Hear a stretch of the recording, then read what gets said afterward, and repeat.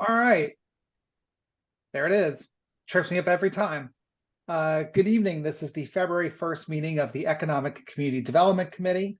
Um, with us tonight, I will do roll call. We have Councilman Jim Frayer, Lisa Shanahan, Barbara Smith. I was about to mess up the names myself again. Jim Frayer, Barbara Smith, Lisa Shanahan, Jalen Seed, Heather Dunn, and I know Darlene Young is going to be a moment or two late. So I'll keep an eye and flag it for the minutes. So that is the call to order. That's the roll call. Is there anyone from the public who wishes to make comment? And again, just before we do, remember the rules. You comment only on something that is on the agenda. If you say your name, your address, and your comment has to be relevant to the agenda. If you're not willing to give your name and address and your comment is not about the agenda, you are going to be muted. If you're here for public comment, can you please raise your hand? Okay, we have Diane. I'm gonna give her permission to talk. Diane, you should be able to unmute yourself.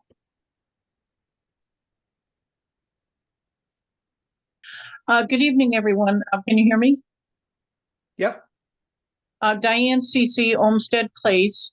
I think I have a bunch of Zooms. I think I came up as a neighborhood association, which is okay anyway, because this relates to the neighborhood. I was wondering if I saw on the agenda there's going to be a recap or status of the transportation, mobility, and parking projects. And I had an opportunity I didn't get to read the report that's part of the agenda, the 2023 recap, but I did just a word search on it looking for one of the items I was interested in. I didn't see it mentioned there. So my comment on that is I would like for Mr. Travers or Mr. Bilella to provide an update on the status of requests from residents for residential parking passes, in particular in different East Norwalk areas, which you're well aware of. I was surprised actually to see that it's actually not even mentioned at all in the 2023 review of the department. So it looks like it's never even come up, but as you know, this has been a topic for several years now. And not only did it come up under the POCD, but it's come up under virtually every other plan and study, and even as recently as the zoning regulation rewrite. So a little disappointed that this continues to not be addressed, and at this point not to even be really acknowledged anywhere that I can find. My other comment is a question, and I was trying to find the timing on this, so forgive me, I didn't have time before I hopped on here, but I think we are at the point in time with the Olmsted Place East Avenue Don't Block the Box hash mark painting, where when this was ultimately approved and then implemented, one of the things that we had agreed upon was that there would be a post-implementation audit of before and after accident rates at the intersection. I know it's hard for you to gauge and report on compliance because enforcement is kind of ridiculously hard there. As you know, the police say they can't really enforce because they can't pull anyone over. But we were very interested and are still interested in knowing the post-audit information on accidents at the Olmsted Place and East Avenue intersection.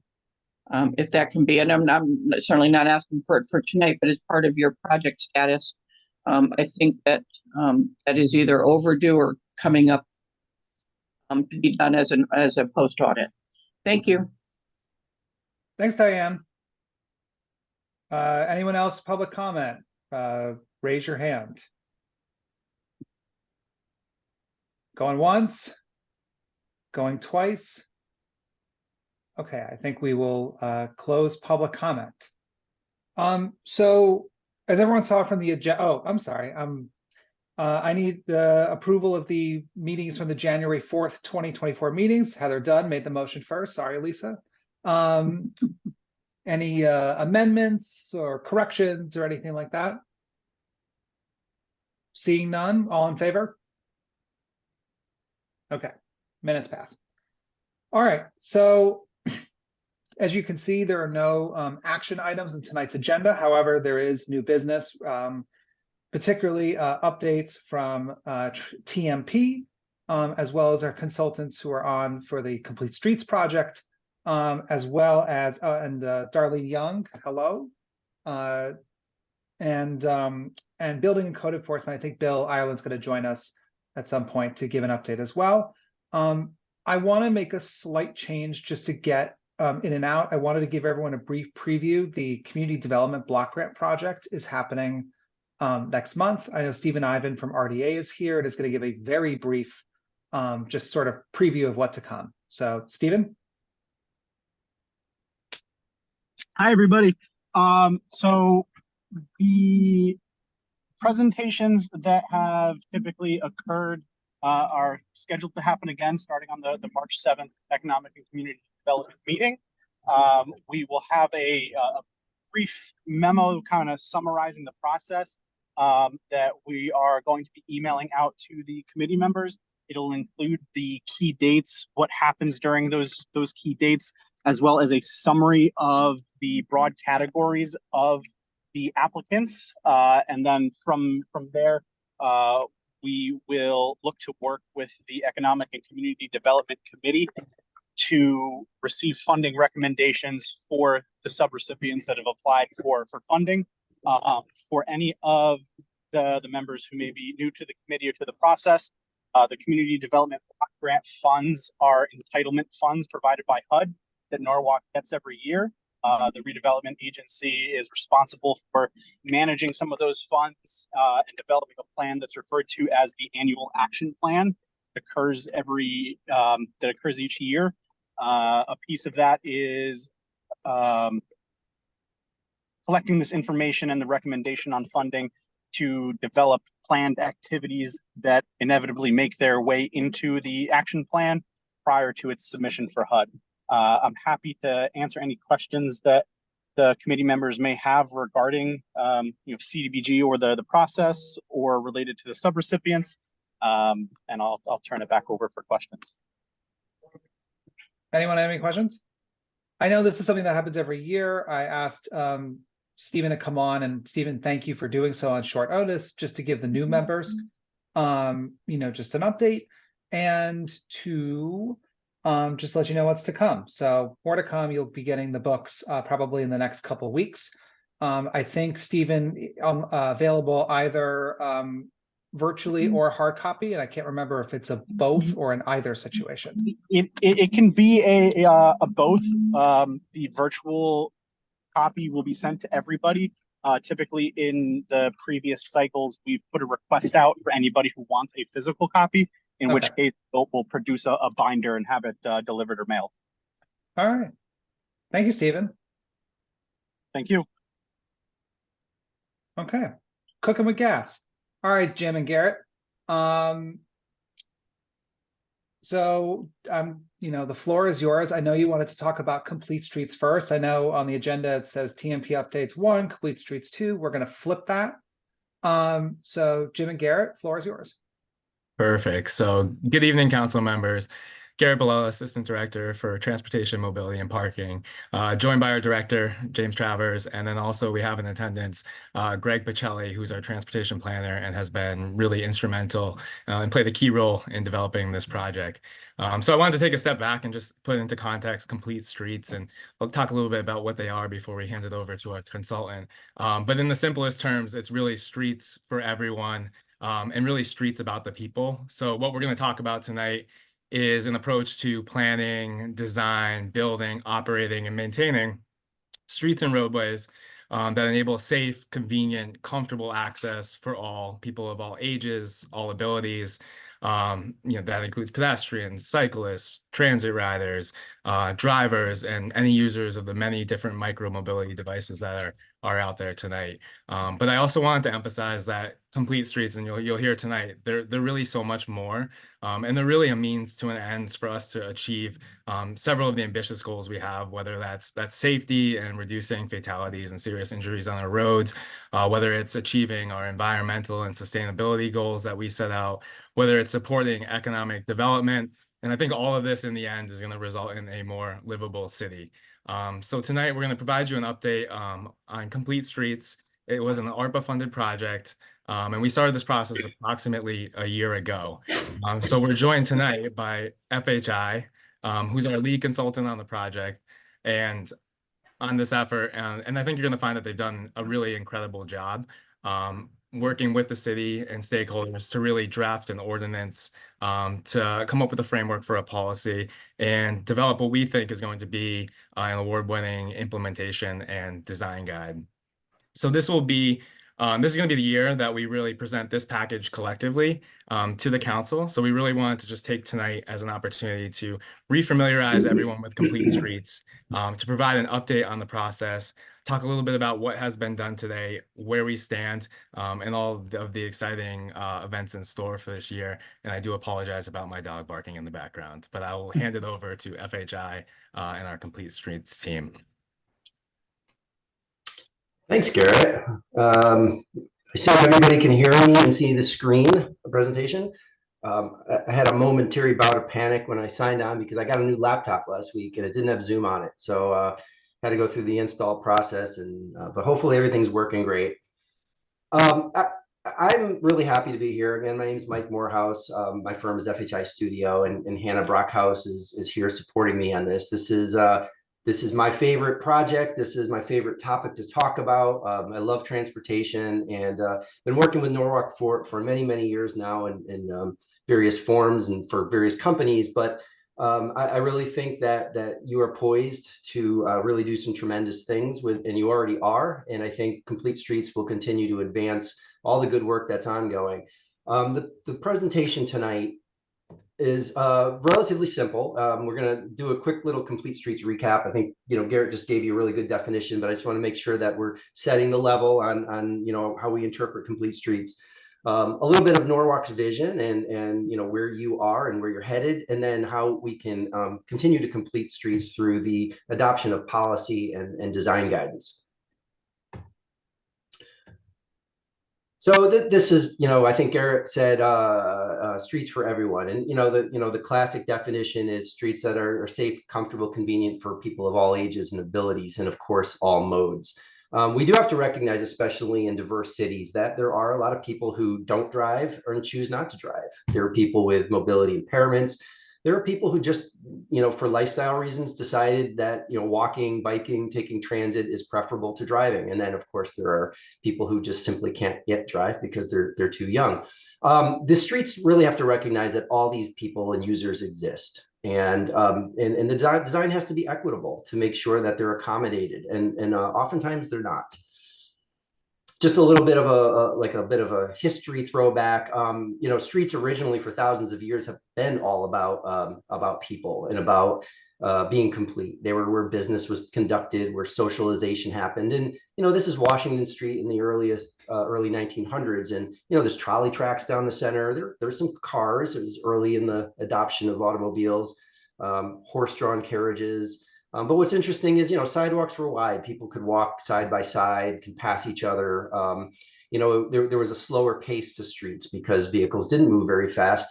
And out of necessity, they were complete.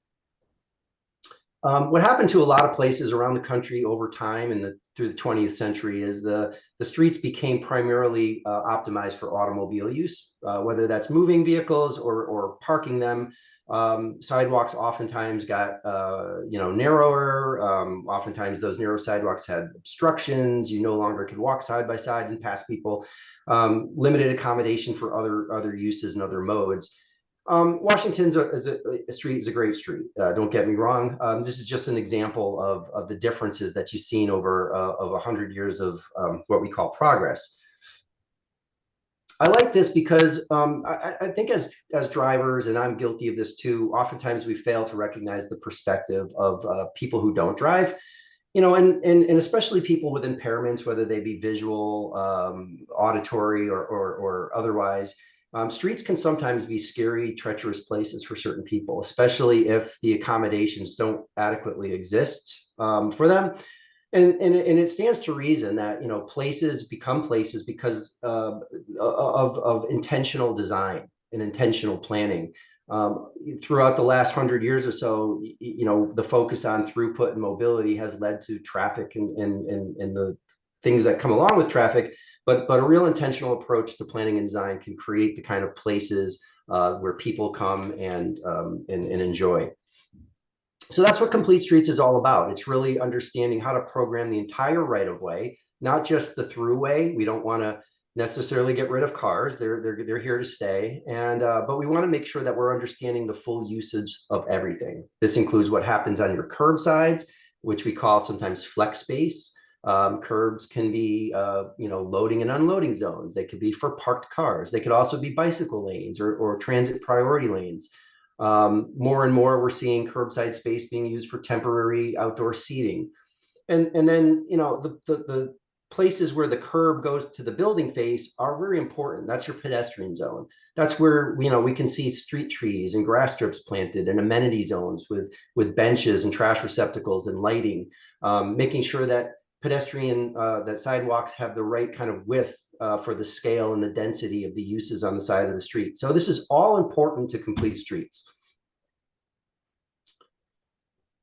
So again, I say that I worked in Norwalk for many years prior to all the West Avenue development, and you know, I've seen such remarkable advancement and change in the city. It's really a unique place, and so I just, you know, I follow on LinkedIn, and I just kind of went back the last, you know, 3-4 months of kind of your headlines, and it was really striking to me, really how much progress is made in such a short period of time.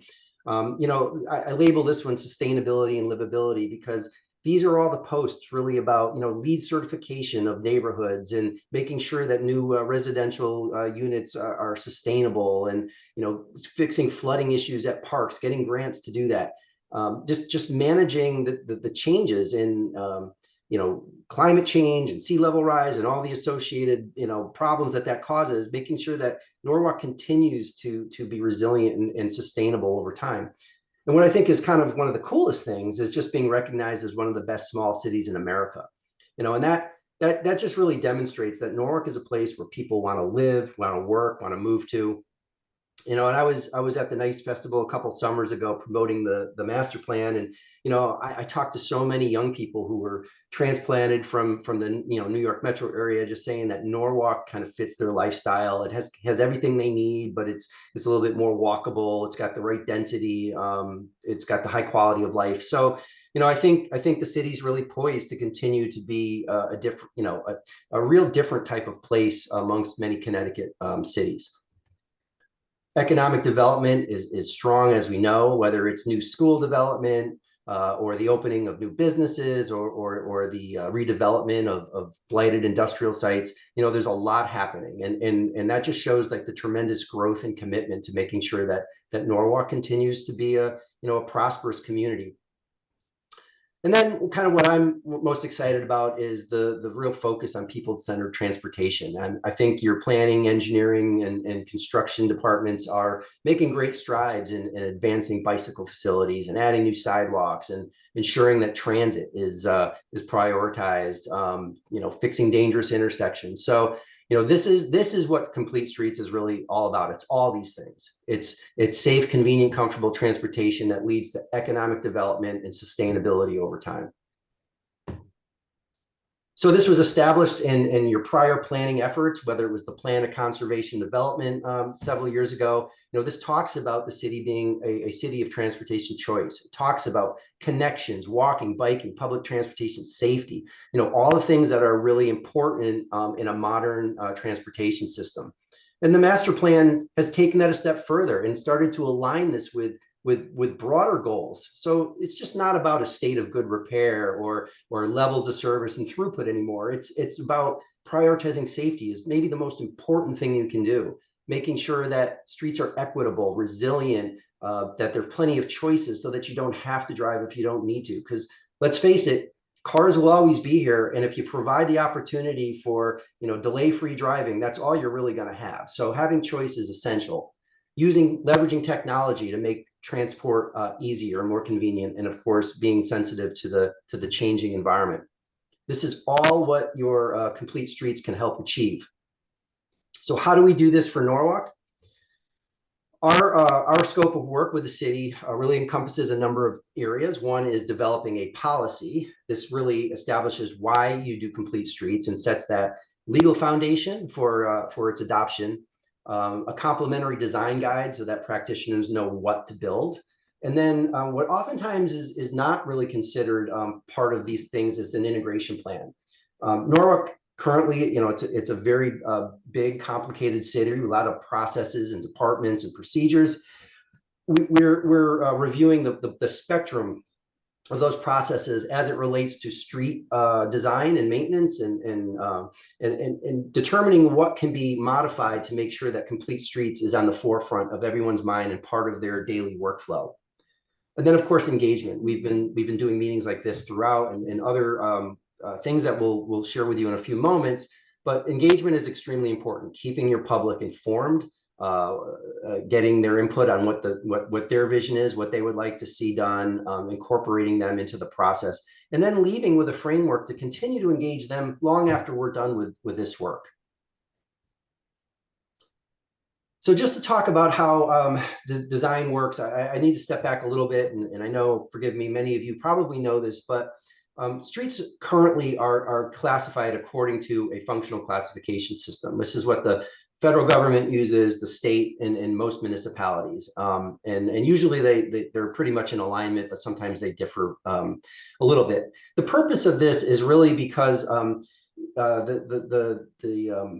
the National Highway System or the federal aid program relies on functional classification to get money filtered down into the states and into the municipalities for basically the maintenance of the major streets. It's largely automobile biased because it's really about mobility and access to property. That's pretty much the only thing functional class considers, whereas a Complete Streets approach uses typologies. And typologies consider the users of the road and the context of the road, of the environment that the road goes through. So the surrounding land uses and various environmental conditions. So it's a different framework for thinking about how streets are organized. In the functional class system, you have basically three primary street types. There's your interstates and other expressways. These are your I-95 and Route 7s and Merritt Parkway. These are the big roads with limited access, lots of traffic, high speed. It's for facilitating longer distance, high speed movements. Then you have your arterials, and sometimes these are broken into primary and minor arterials. And these are your bigger roads that connect regional places, connect adjacent communities and towns. It's often where your big box retail and institutional uses are set on. And then there's collectors, and the collectors are the roads just under arterials that sort of funnel all the neighborhood traffic to arterials. And the whole point is to provide this system where people can move from their homes to wherever they need to be in a organized, efficient manner. Local roads are really not part of the federal aid system, so that's up to the municipalities. That's a lot of your neighborhood streets. And the reason I explain this is because a lot of times, as money gets directed to these roads, so does design guidance. And the design guidance is really mostly oriented towards preserving that mobility or accessibility function. In the Complete Streets model on the right, we have a much more nuanced set of typologies. And what this does is, yes, it preserves the functional class designation because that's how money is funneled, but it adds additional parameters so that designers can be a little bit more context sensitive in their design. So it's not just like, hey, an arterial is an arterial, an arterial. An arterial might be part of a neighborhood connector that leads to a downtown street that leads to a commercial thoroughfare. And that context changes over the length of the road. And therefore, the design needs to be adaptive to respond to the different context that road goes in. So that's what Complete Streets does gives designers greater flexibility and a broader palette to design the streets. And we do this usually through a design manual. Now, we're developing a very special design manual for Norwalk. This is not it. This is an example from another project we did, but we're not ready to share Norwalks yet, as we're still working through the details. But basically, there's a number of elements for any design manual. The first is establishing a vision. So every typology will have a series of plan view or isometric graphics like this, which are not design prescriptions, but they're meant to establish what do a majority of streets within this typology need to include. Should they prioritize things like bicycle infrastructure? Should they maintain parking? How should the trees be spaced? What do the intersections look like? Do they need to be right sized for pedestrians? So this establishes kind of the generalized vision. So a designer or planner can go in and say, okay, I see what they're aiming for here. Now let me look at the particular street and see what I could do. Then they would go to something like this, the guidance page, where you would have dimensions, and geometrics are near and dear to every engineer's heart. So we want to know, okay, we've got so much space. What does the city prefer for this particular typology? Can we fit it? Where do we need to make compromises? Do we need to go to a minimum, or are there maximums that we shouldn't be exceeding? So this is all really important guidance for the initial steps of laying out what the road should look like. And then finally, there's a set of design tools. Now, this establishes what else goes on the road. What are things that should be prioritized? What are things that should be discouraged? And then, each of these things, like, what does the lighting look like? Is it pedestrian scale? How far apart is it spaced? Are there trees in between?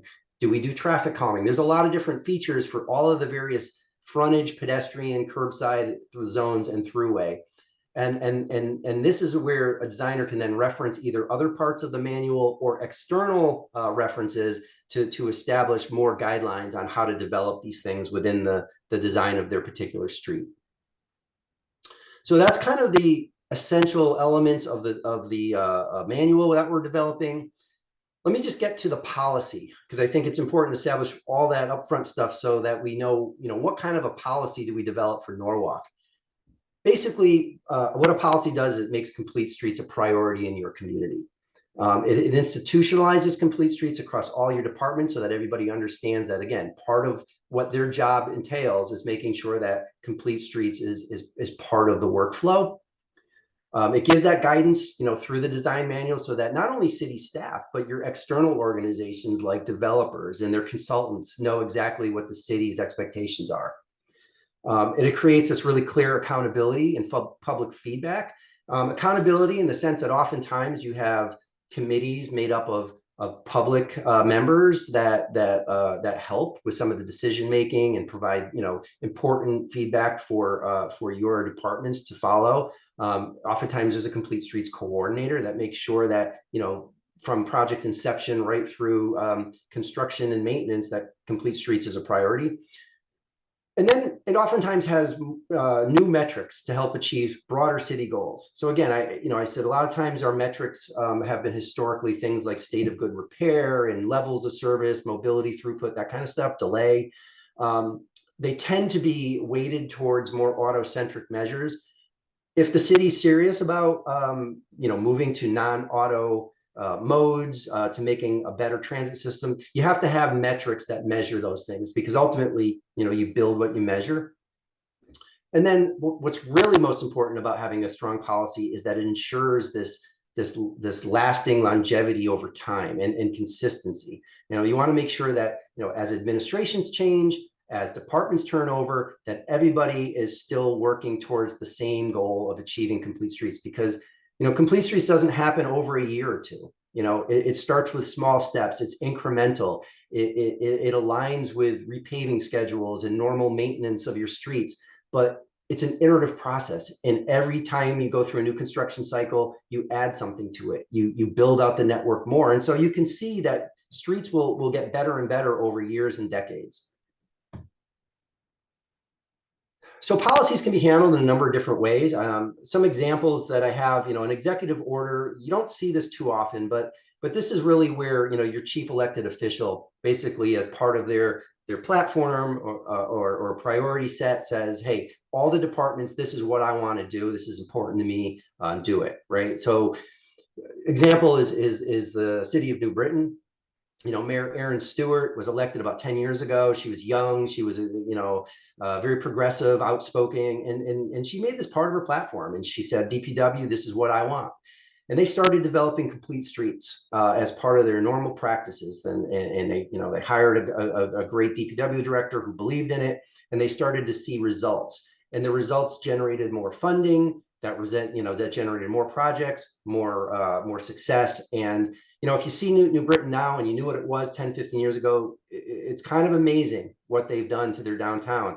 Investment has followed, facade improvements, public park improvements, connectivity. It's not 100% there yet, but it's achieved some really remarkable milestones simply because of a mayor who said, this is what I want to do. The problem is it's not always enforceable. Priorities can change with administrations. Mayors could get reelected or leave. Changes in government can make the executive order something that's non-durable over time. General policies, which a lot of communities have, are great. They provide that directive to do complete streets, but there's not always a clear way to enforce it or to maintain consistency. Oftentimes policies do point to standards. Sometimes they adopt other standards. But really it's a little bit more of a loose framework for making sure complete streets is accomplished. Another example is, Fairfield, one of your neighbors had a really strong policy. They decided that it wasn't being kind of consistently or universally applied, and have recently changed over to an ordinance to really direct the execution of that policy. So, an ordinance doesn't necessarily have to happen everywhere, but we think it's a really good thing for Norwalk to consider and build, because Norwalk's very complex and there's a lot of moving parts. It's very dynamic. So the ordinance will establish this really important framework for making sure that every department is, everybody's pulling and rowing the same direction, and complete streets are getting done over time.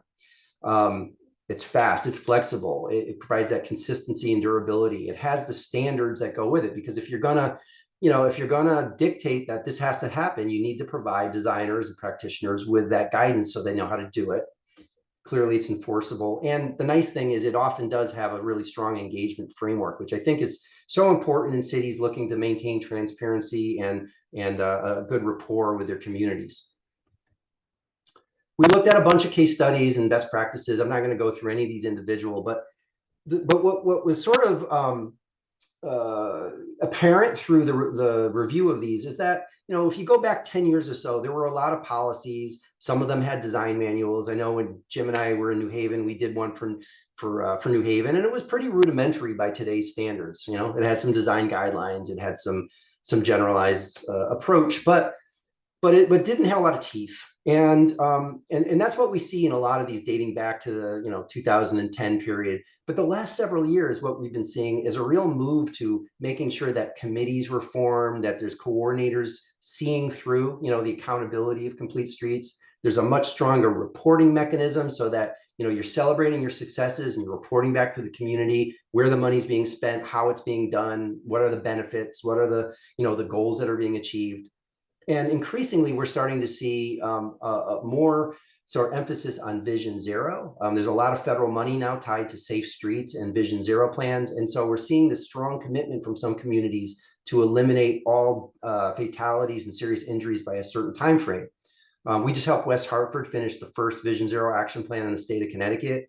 We're working with Hartford to do quick build projects to start to advance some of their Vision Zero goals. So, this is something that, and I think Norwalk has mentioned, this could be something in your future as well. I mean, I think it's a real strong commitment to making safety a very high priority. Ordinances have lots of different sub-elements. This is, I don't think, the time or place to go into these, would bore you to death. But again, just to emphasize the importance of having that committee and having that coordinator working with the public to making sure that, the decisions you're making are decisions that people can live with, that you're accommodating all the needs, you understand the purpose of the project, And then all the departments are working together to try to make complete streets a reality. Finally, this is a little bit of a non sequitur in a way, but just we are actively engaging throughout the process through discussions like this. But we've also had an online, virtual engagement tool that was up late last year. We're still in the process of compiling those results, but we asked community members to give us priorities for a couple of your bigger downtown streets, like West Avenue and Belden, and I think MLK Boulevard. So we think that this kind of feedback is important to Norwalk as they continue to look at priorities on those streets. On the right is a concept for North Main and Ann Street. This spring, we hope to be doing a demonstration project out there with support from city departments as well as members of the public to help, using temporary materials like paint, flexible bollards, other features, landscaping, plants, temporary parklets for restaurant uses and such to try to, right size this intersection at Ann Street, make it a little bit more of as a safe place for people to walk and cross, given the proximity to all the restaurants and businesses around there. Again, demonstration projects are a great tool to trial things, to see how they work, get public reaction, have people test it and feel it. And it creates a great participatory environment to get people, complete streets visible, to get people to understand what it is and ultimately support more permanent changes that the city can make if this is deemed a success. So we're really looking forward to helping the city implement this spring, it's tremendous what we could achieve. I'm going to end the presentation here, and happy to stick around and answer any questions you have, and just feel free to fire away, or if Jim or Garrett wants to wrap up, take it away. Yeah, I'll wrap up quickly, and thanks, Mike. Really great presentation. Tremendous amount of detail. I hope that reflects how important we feel complete streets are to the city. I know it's a lot of information to digest, but we really wanted to give the council the opportunity to ask any questions of our team or the consultant. Do you want me to close the presentation down? Yeah, I think, Chairman, would you like us to return to the floor? Yeah, and I see that Lisa Shanahan's hand is up. So Lisa? Yeah, no, I just wanted to say that this presentation was really terrific. And from the last time that we spent time with you guys, I think you really laid the basis for why an ordinance is so important in Norwalk, about, really making sure that these standards are set in stone and they'll last beyond just one administration, but also just for the clarity. So thank you very much for really making that case so clear tonight. You're welcome. I couldn't agree more. And I'm sorry, Jim, go for it. You're on mute. I would also. It's year 4 now. We got to get better at this. Okay. Yeah, I would also like to just add, I attended a workshop that I think was back during the summer, and I found that really hooked me. It got me hook, line, and sinker, because after going through that and seeing a demonstration, and similar to the last slide we looked at, that Michael showed us, that to see have the flexibility that you have, and to play around with the width of the sidewalks, things like that, it really brings the whole thing home. If we could have more, I think that we should strive to have a few more workshops similar to that, to get more people involved in this, because I know that it was really just eye-opening to me that there's so many different things you can do with an existing street that we have today. So if we can do that, I think that would be something that we could aim for the spring, and I think you'd probably pick up some valuable information or insights from some of the people that do attend it. How we get people to go to these workshops remains to be seen, but I think it's worth a try. I think that's a really a great comment, and I think our intention with the demonstration project is for it to remain and be implemented over the course of several weeks to potentially months, so that it's a really active location. You know, one of the things we looked at is we wanted a place where people congregated. There was lots of activity. Is really why the group looked at North Main Street and Ann Street, so people could really experience it, and they could experience it and then go back and tell their friends and bring them back. And you know, through that interim design that you see, and you know, we're still working through the process and vetting it. You know, we like to have some elements of interactivity. So you know, whether there's you know, some permanent posters put up there or some QR codes you can scan, we're looking for this to be a continuing opportunity to collect feedback from the community. And I think we should look to do more projects like that, and demonstration projects and walk tours, because I think they are really eye-opening. I couldn't agree more. And Michael, I second my colleague's comments. This was a very thorough and helpful presentation. I gotta want to get a little drill down a little deeper on the sense of timing.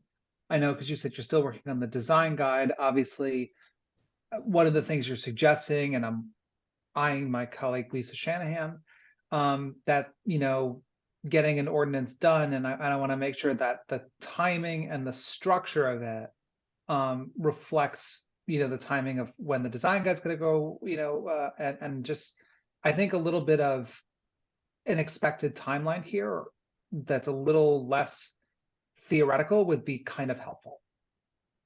Sure. So Sure. anything Well, you could speak to that would be great. yeah, well, we are in, you know, aggressively trying to get to the finish line, you know, by the summer. And that doesn't mean that, you know, all of the language is going to be perfect for, you know, the ordinance. We're going to give you, you know, what we want to do in the next few weeks is meet with various departments, making sure that the integration plan is something everybody could live with. We're gonna meet with our steering advisory committee in a few weeks, and again, that's where we're gonna lay out, you know, some of the ordinance language, the recommendations for integration moving forward. You know, everything will continue to be draft. It'll go to, you know, ordinance committee as well.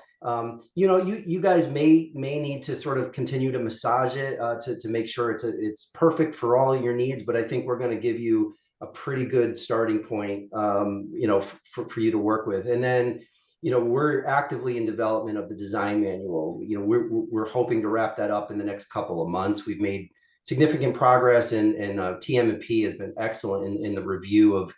There's a lot of content, and but you know, if we don't continue pushing, you know, this is one of those projects that could really just languish for months, if not years. And That's why I asked the question.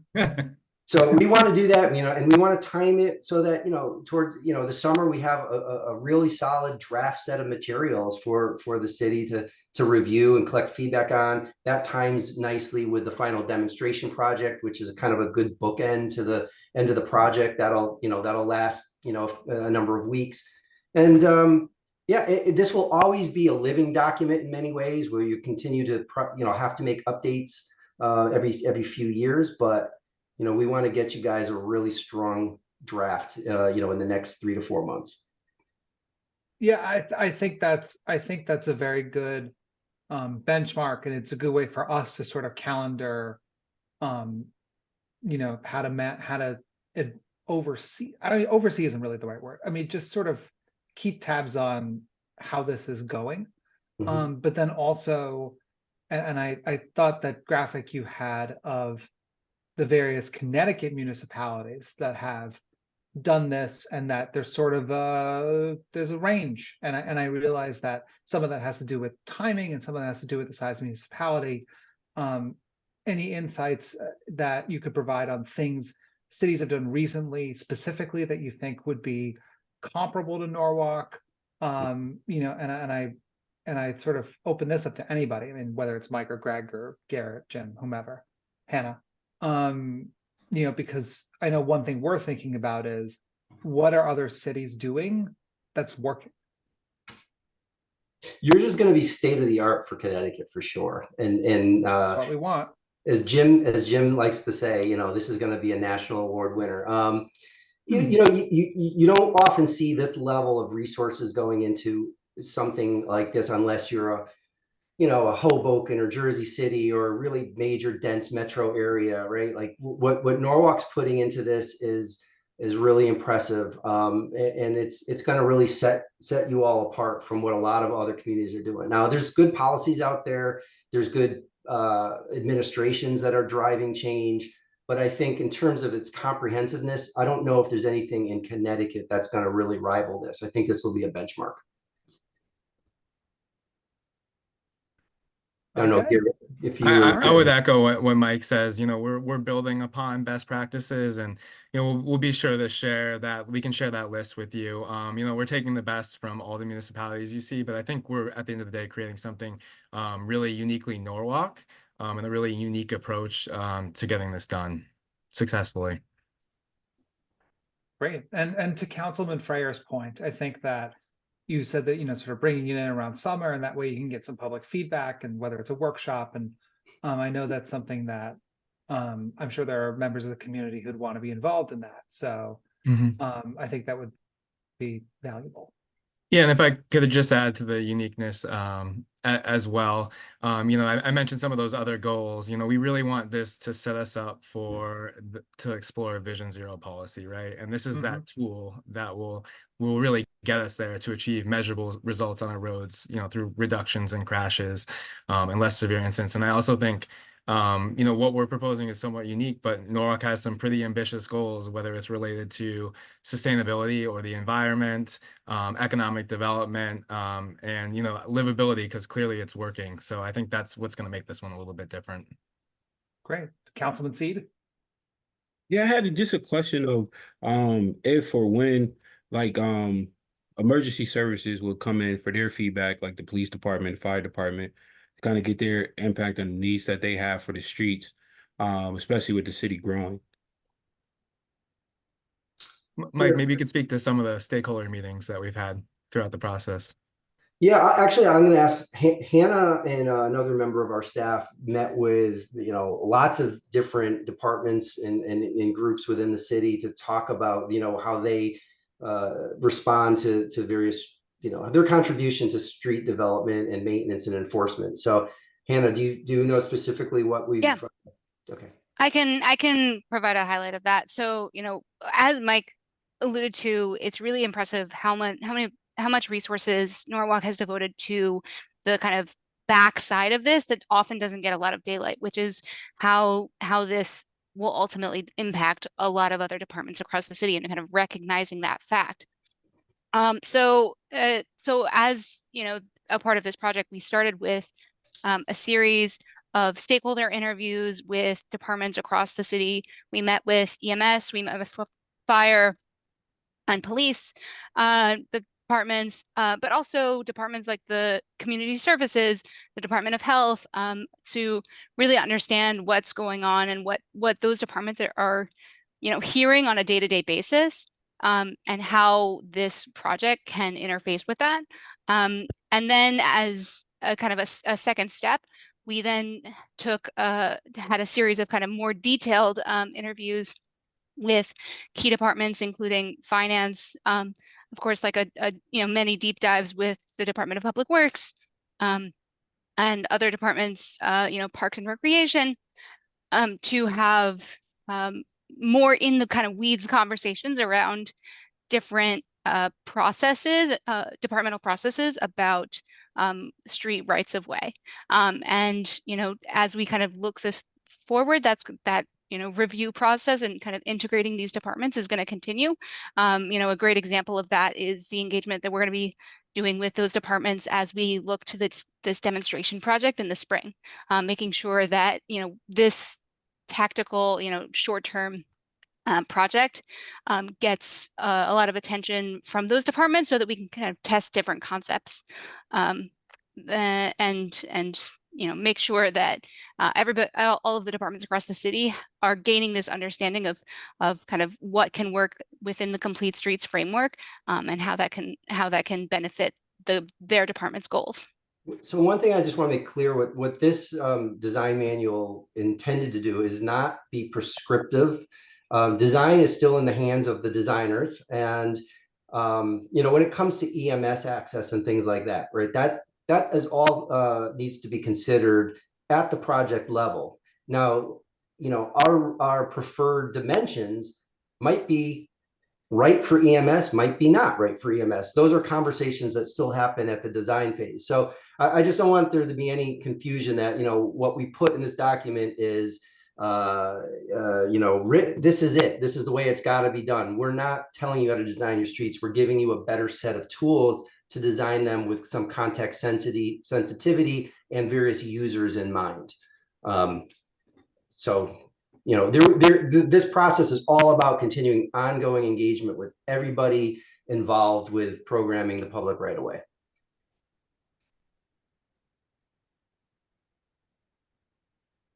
Okay. Anyone else have any other questions? Heather. Just a simple question. As someone who bikes all over the place to work and stuff, Mm. the thing that I find the most dangerous is the UPS trucks are everywhere, and I wonder if your your demonstration this spring will include some of that. When the UPS stop trucks and lights are on and nobody's in the truck and bikes are trying to go around and cars are trying to go around. Yeah, I'm not And sure if there's anything else like that. Yeah, so that's interesting. So the demonstration project that we're talking about does look to reclaim some street space, for potentially, ADA accessible pedestrian pathways, or potentially like a streetery or parklet, to augment some of the outdoor seating that is currently in that area. But that could also be, and there's also an active bus stop there. And so we're trying to provide, again, thinking about the street as well, we've always prioritized cars because we make the bus get out of traffic and we make the bus wait until they find, and so we're impacting all the bus riders, but we don't want to impact the drivers. What we're doing in this is we're saying, well, no, the bus stops in the lane, people board, and then, people get inconvenienced for a few seconds, but then the traffic moves again. And the pedestrian has the refuge so they can make a shorter, safe. So what we're doing is we're trying to incorporate every mode of travel. If there's a particular delivery function there, that's something that we haven't heard yet, but we can find space for, easy, convenient loading and unloading of delivery trucks.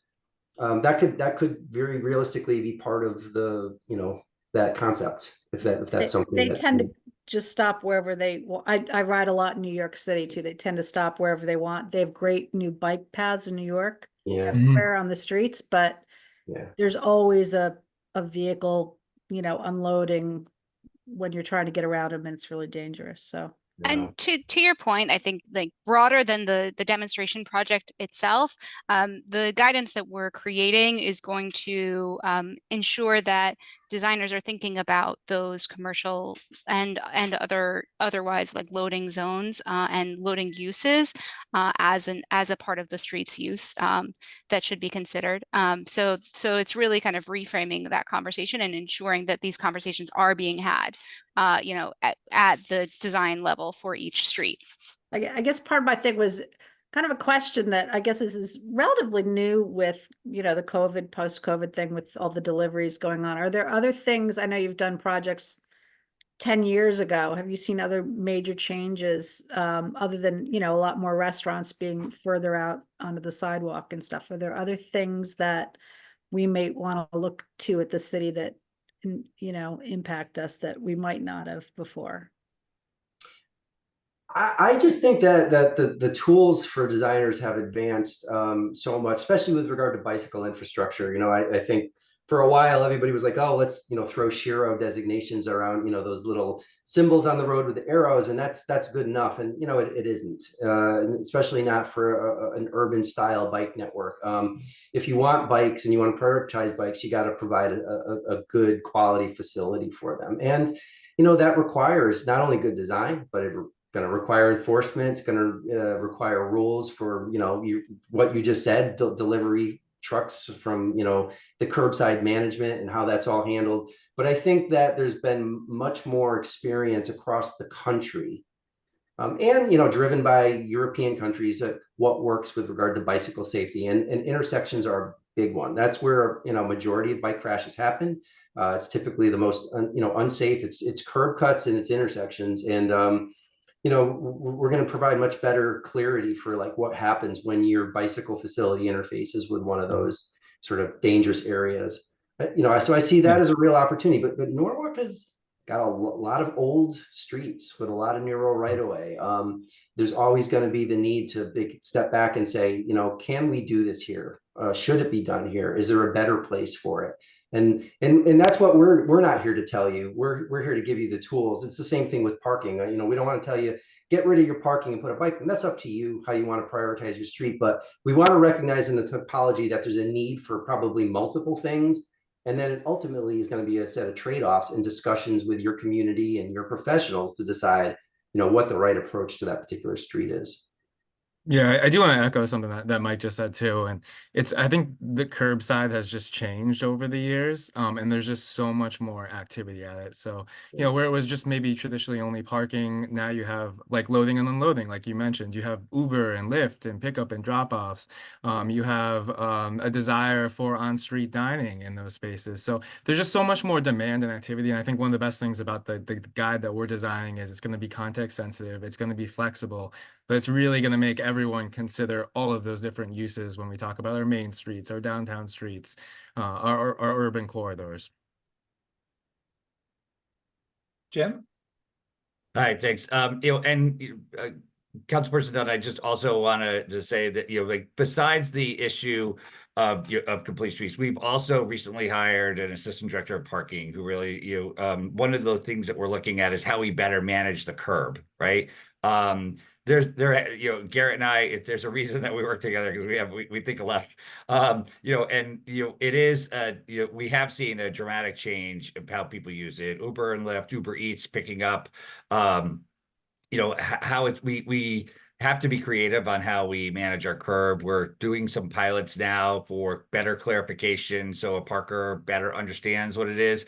We're looking for providing, you know, dedicated handicap access that hasn't been provided before, really making sure that we're looking at, you know, all users in a comprehensive view, but also how we look at, you know, you're working with local business to determine what do they need for loading. Is there a time that you're getting your time, and starting to dictate some of those spaces that's going to be used for that, so that we could make the network function more. So I think my point is we have the resources. We're working on a process. We're starting it. You're going to see some in very short order, some pilots that are going to come out, I think some exciting news coming out of parking, you know, as we you know, look to better manage this asset. And there you have it. Exciting news and parking used in the same sentence. It's great. Hey, if anyone could sell it, it's these guys. So, before we let the consultants go, does anyone else have any questions or thoughts? I think that as a just sort of a plan of action, I'm very excited about the demonstration project. I think, you know, to the extent we can be of help, or if there's something we can do, you know, please use us as a resource. And obviously, just for my own purposes, I just want to see it. I'm excited. We'll have a pipe brush with your name on it. Yeah. And I think it's I think we should you know, check in a few months, obviously, yep, to sort of the progress of the design guide, and then ultimately making sure that dovetails with, you know, an ordinance that is effective. So I just want to make sure that we project manage this, which obviously you're doing. So sounds like we're definitely on the right track, and that's really, really great to hear. Thank you. And we're more than happy to come back, you know, at your request. Okay. All right. Thanks, everyone. Okay. So I know, Jim, I'm gonna do a little jujitsu if you don't mind. Sure. Bill Ireland's here. He's the second Jess Vanashek on your screens. I know Bill wanted to do a brief update on building code and enforcement. So Bill, are you here? Bill is here. He probably needs a little bit of help, Sabrina, from you to unmute, if that's okay. I just asked him to unmute, so he should be. Oh, there he goes. You're unmuted, I think, Bill.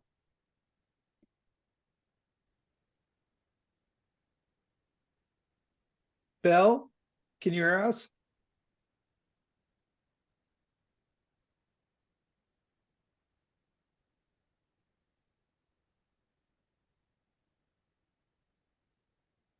Do you want to take Jim and I can help Bill while you guys talk about TMP updates? Yeah. Awesome. All right, Jim. All right, I am like the DJ I'm scratching the records once again. So obviously everyone, I assume, received or have looked through virtually this. Oh man, my screen's blurry.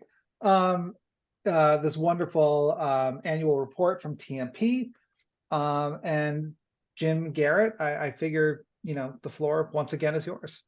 All right, so I think we'll go back and forth in this on a couple of different things, and but I think so we were very excited to put together for you again an annual report. The annual report really just reflects the work that was done last year, and I think what you're seeing from a relatively small department is a pretty comprehensive view of what's happening around. And I think we tried to be in our efforts to make sure that we are addressing areas all throughout the city. So, but we also wanted to use this as an opportunity, as a resource for you. So it will list, what is our mission? Like, what do we believe that it is do? What are the things that we align ourselves with every day? And then, giving a little bit of a work summary in the first part of it. But then starting to get down into some of the engineering, really where we saw, projects and what grant sources they became under. I think you're going to, last year, I think we saw we had to, just last year was about a $40 million grant request that we did. So I think we look for a comprehensive review. You look at how we can fund these initiatives, and I think I'll have Garrett talk to one in a second. But like when you look into like pages 7 to 8, that's a really comprehensive review of what we're doing. So we are we are trying to affect everything across the transportation network. So we're making some significant investments in our traffic signals, in our traffic signal timing, in expanding our adaptive signals. So we are, in very short order, we'll be turning on the rest of the signals for West Avenue so we'll have the entire corridor running adaptive. And running adaptive is really setting the stage. So we were the first city in the state to adopt adaptive signal technology. And what that does is, in olden times, right? What I did first is that we set timing schemes, right? And those just ran, and but we have ebbs and flows of traffic. So adaptive actually starts to learn the traffic, so it starts to change itself over time, and it can be more responsive to addressing the traffic issues, which ultimately looks at vehicle emissions, and that's where we saw a grant to come from, but our ability to reduce vehicle emissions. So we're doing a number of projects. They have all been grant funded to make those happen. Those are underway. We're looking at Washington Avenue to an overheight system so that we could prevent strikes occurring on the rail bridge that's at North-South Main at Washington there, and I think a very interesting part of this, and I'll turn it over to Garrett, is Wall Street, right? And so Wall Street has was something that we started very early on, talking to the community. It morphed from a $350,000 commitment for design of the city to what we're looking at now is a $27 million construction project, of which we have $21 million funded, and we are about to break ground on phase 1 in the spring. But Garrett, why don't I turn it over to you? Yeah, and I think you know, while it's one of many projects, this is a really massive project. I don't think that there's many or any other municipalities in Connecticut that can say that they are redefining what was once their historic downtown. And Jim mentioned a little bit about the funding. You know, we've secured $19 million in grant funding. We have investments by the Parking Authority, which Jim will talk about a little bit later in the presentation. And we're actively pursuing the last $6.5–7 million of funding necessary to make this largely a grant funded project. But this is a really exciting time. On Tuesday, the contract for the first phase of this project will go before DPW committee. And we're looking to do a groundbreaking in April. So after that, you know, we'll start to see the phases peel off one by one. We're also looking at that time too to not only do the groundbreaking, but really celebrate this project and bring everyone back together to talk about all the work that's been done on the larger corridor plans over the last 1 to 2 years. So we're really excited, a lot to look forward to, but we're really glad that we can actually break this project and start working on the phases one by one. So addition to Wall Street, which we are all very excited about, we're also about to, we're almost days away of being able to have a ribbon cutting. Well, probably weeks away, really. A final ribbon cutting on the NRVT newest section that'll bring us up to 123. So we're very excited about that. The contractor, we got the contractor back to work. We've ironed out everything. They're working through the last thing. So even if it's cold weather, we will be out there for a ribbon cutting because I think people are very excited to make that happen.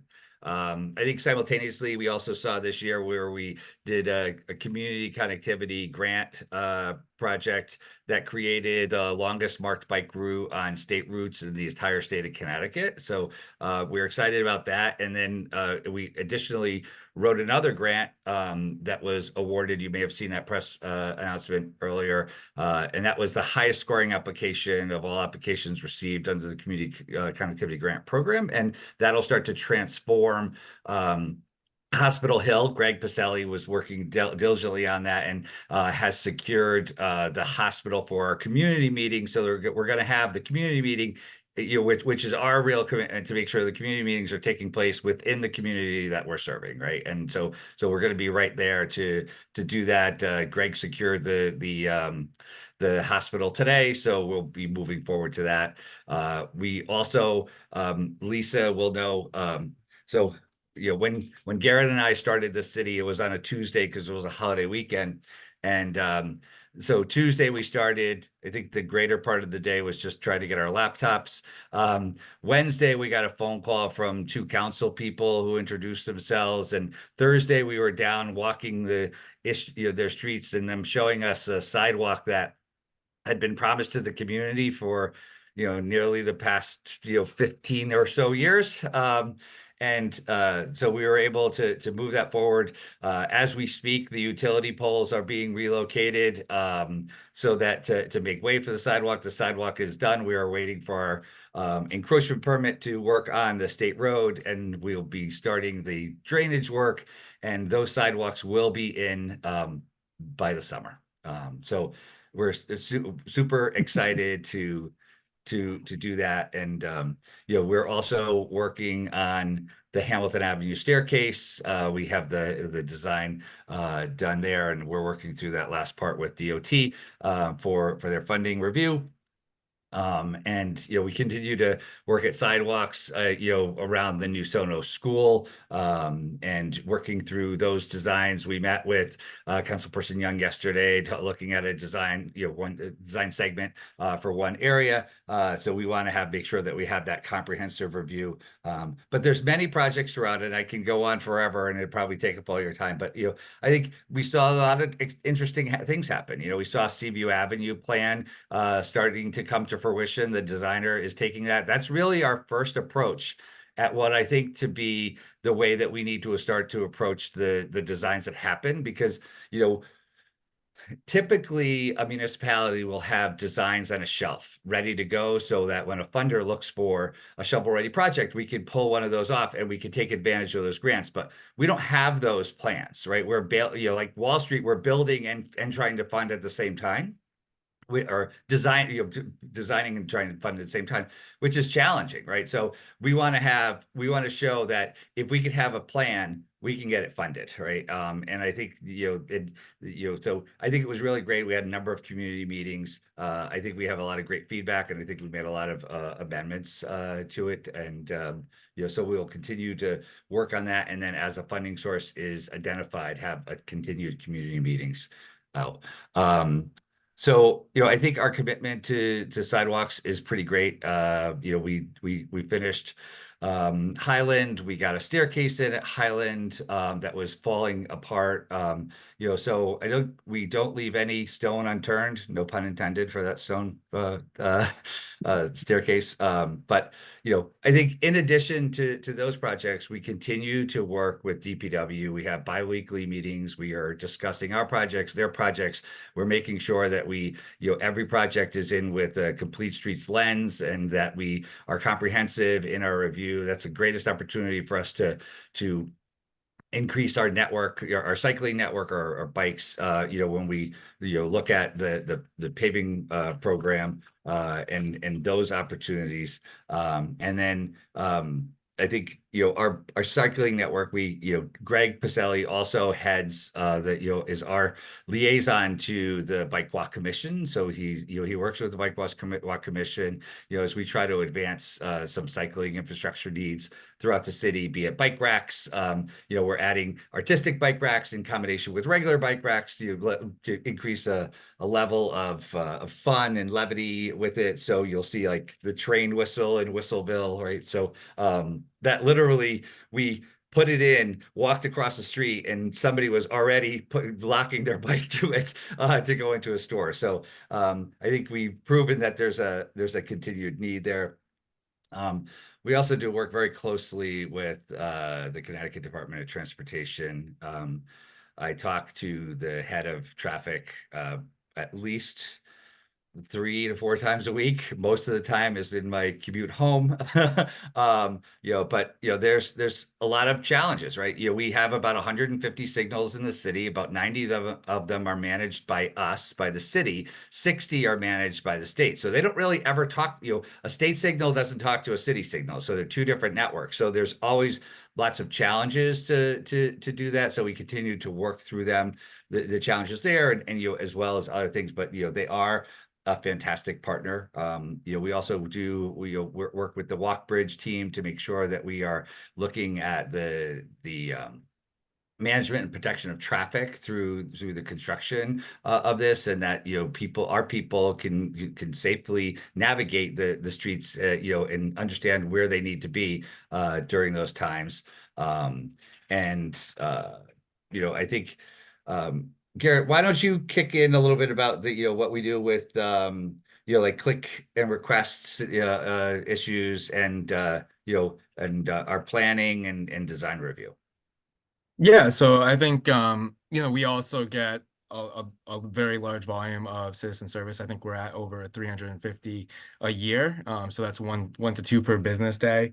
Some are very simple. It could be installing a sign, replacing a sign, removing a sign. Others are a little bit more complex and might require us to program some pavement marking improvements for a street, work with our contractor to get them on the list. But some require infrastructure and capital investments. We get a lot of requests to fill sidewalk gaps, for example, or to increase or improve ADA accessibility where there's not a ramp. A good example is we just put some ramps in around the Oyster Shell Park and the Maritime Aquarium. That's an example of some things that kind of came and worked their way through the system.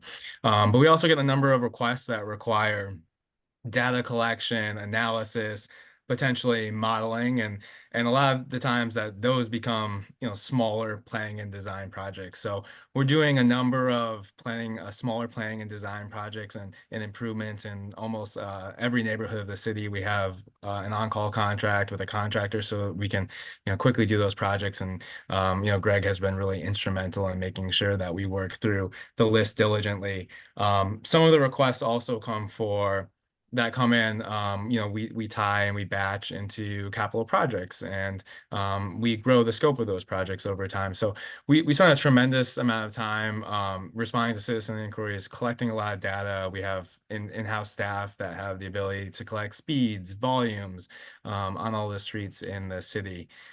We also do a tremendous amount of development review. So whether that's a single family home or a big box retailer or a new multi-use development, residential development, we look at all of the plans. We provide comments through the planning and zoning process, but you know, we're really looking, for example, while Complete Streets it hasn't been implemented yet, we're looking at a lens of all the developments that come in. You know, we're really making sure that, you know, while the improvements don't have adverse impacts to the transportation network, that they're also connected to the network, that they're making sure that they're accommodating all modes, making sure that they provide access to the sidewalk network, or, you know, complete gaps to connect that development, making sure there's accommodations for cyclists, looking at opportunities along the frontage of those developments to include cycling infrastructure, and making sure developments are integrated with transit. So it's a tremendous amount of time, but you know, that's, you know, really how we look at you know, expediting improvements throughout the city. You know, and I think what you know, like I could continue to talk about projects forever, but I think I'd like to end, you know, before I hit a brief on parking, is we're also we're working through the final end of the contract selection for the Route 1 corridor study. So we did very early on when I came here, recognizing the fact that, you know, Route 1, Connecticut Avenue, you know, from the Darien Town line to Van Buren, you know, is a regional destination hub for big box retailers, and we have a tremendous amount of people trying to navigate that space, use that space.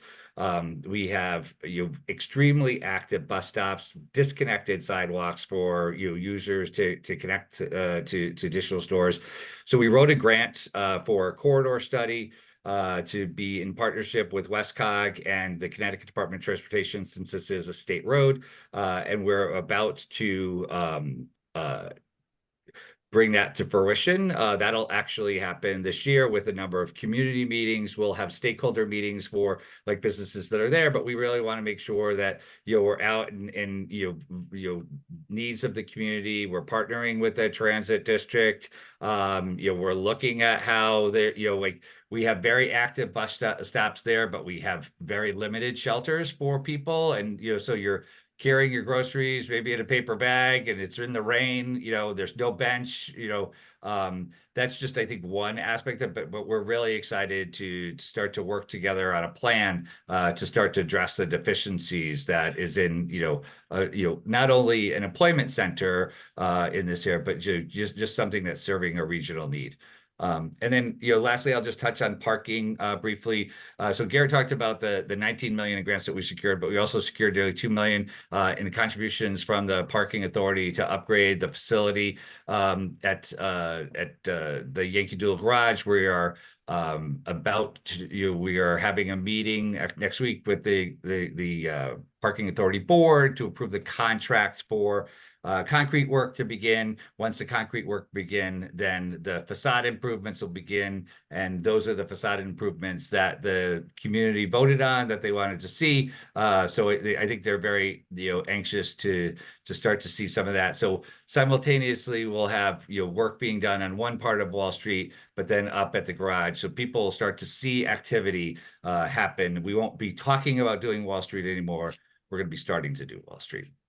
Right. I think additionally, we're doing new signage, clarification of signage. I was talking with you know, about before, Councilperson Dunn, you know, that is going to clarify the parking experience for Wall Street. We're working through those things, looking at how we identify handicap parking, how handicap parking is you know, legally accommodated, you know, but also what we do for type of deliveries to make sure that we're supporting that. We did put new pay stations in. Our meters were at end of life. And you know, we also simultaneously, I heard even yesterday, we put new signs up at our train stations, the East Norwalk train station and the South Norwalk train station, the same consistent sign that's used by Condat Condat Rail throughout the line. So now people know where the train station is. I think just I encourage you to continue to look at the report. Those are really just some highlight things that we did. And then, I think we're looking at outcomes analysis. I think the interesting thing is when we come to the end, we talk about crashes, right? So we have, in addition to, our ultimate goal is to have Vision Zero. So we are measuring, what isn't measured isn't managed, right? So if we don't look at the number of miles of sidewalks that we have, if we don't look at, what our crash history is, right? So you can see where our crashes are. I can tell you that nationwide, we're seeing, we had the highest rate of pedestrian deaths occurring on city streets, on streets across America. Ours was relatively flat, right? But I think we very much want zero to be our goal and to achieve that. I think that we're not seeing increases similar to some of our same municipalities. We are starting to see some decline in some other categories, but you can take a look at those. So our crash data repository that we created really looks at measuring the streets on an equal balance, right? So when I came, we use the Yukon Crash Data Repository. That gives us the top 10 crashes, but that's always going to give the streets that have the highest number of cars are going to have the highest number of crashes, right? But we might have another street that has lower number of cars, but a higher number of crashes. That's not going to make that list. And that is one of the factors that we use to identify the Hospital Hill improvements that we had up there. So it wasn't falling on the list because we just don't have that much throughput of traffic over there, but we did have a higher number of crashes affecting to that level of traffic. So when we put in that calculation, we really, that's where we started to see a higher score in our application because we were really addressing some pedestrian safety issues that were occurring in there. So we're excited to do that. We have, our report ends with some of the recognition that we saw throughout the year, but also highlighting the first annual TMP holiday chili cook-off that we had in December, and all the proceeds that we had went to person. And our new assistant director of parking won in his chili recipe. So both Greg, Garrett, and I did not win. But for those that participated, thank you. It was a lot of fun. So we're happy to answer any questions.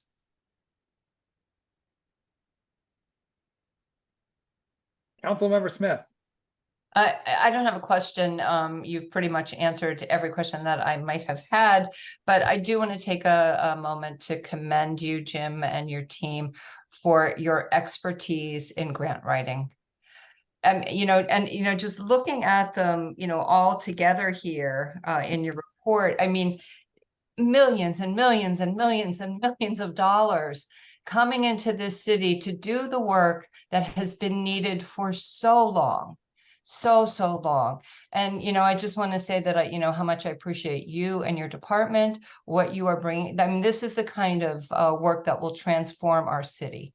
And it's incredible. It's just incredible. So whoever is the expert grant writer, bravo to you, and thank you, because we can't put this kind of burden on our taxpayers, but getting it done this way is terrific. So thank you so much.